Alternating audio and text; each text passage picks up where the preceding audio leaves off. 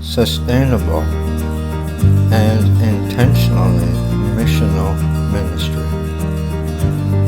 in the Diocese of Central Newfoundland. Welcome to the future.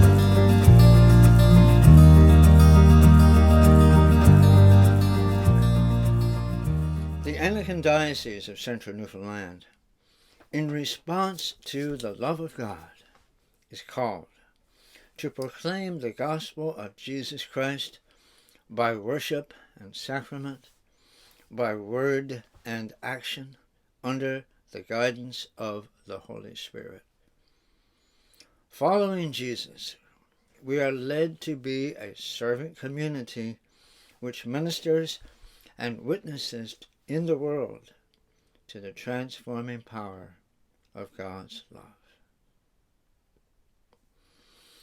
Friends, all around the diocese over the past few years, I've held all sorts of meetings, mostly to talk about the future. And so to talk about the future, we often talk about the past as a foundation for the discussion. In many of my meetings, people will nod and smile when I ask them if they remember the time when our diocese ran a visioning and financial campaign. And before I even mention the name of it, people are nodding and smiling and say, "Oh yeah, we remember that." But it's not an unpleasant memory. The campaign was called GIFT, G-I-F-T, Growing in Faith Together. And our mission statement goes back to that time. It goes back to the time of our first diocesan bishop, Bishop Mark Ginge. And the mission statement was compiled after a lot of talk and a lot of sharing around our diocese.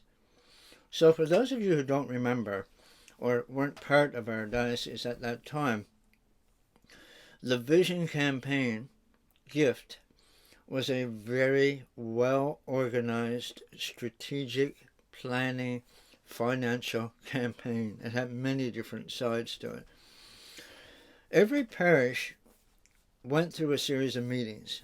The diocese went through a series of meetings, and we were asked in our parishes to talk about the future. What would you like to see happen in your parish? What do you need in relation to your buildings to get everything up to speed? What kind of programs would you like to run? Is the need of ministry being met by the present clergy to people ratio? For example, the parish of Grand Bank in those days had over 800 families and one priest. And with the blessing of the Reverend Lachie Fyander, they did have an associate. But in those days, there were lots of people still going to church and lots of people still interested in talking about the church. So each parish was asked to come together, talk about mission, talk about programming, and so on. And once the vision that you had was outlined, then we were asked to have a discussion about how much it would cost. And that was written down, and the diocese did the same thing. And so we had this brochure that was created with a diocesan case and a parish case. The diocese wanted to provide more resources for the clergy and people. They wanted to upgrade Mintbrook Camp. They wanted to be able to offer more programs, and they wanted actually to hire more staff at Synod Office to make sure our programs ran well.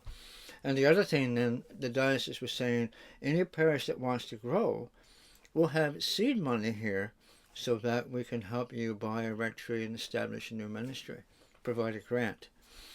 So after all that was done, what began to happen in our parishes is the committee members would go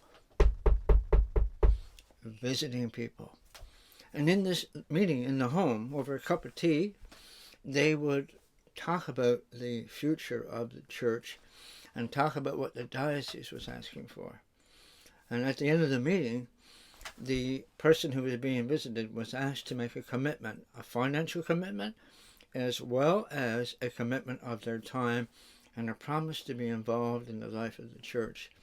So we figured we were covering all of our bases, getting young people involved, opening up our churches for more leadership, and also providing for the future of the church. And we felt in those days that if you asked for money, you would get it. And you know what? The campaign was very successful. Many individuals and families signed commitment cards around worship and finances over a 1, 2, 3, or 4 year period.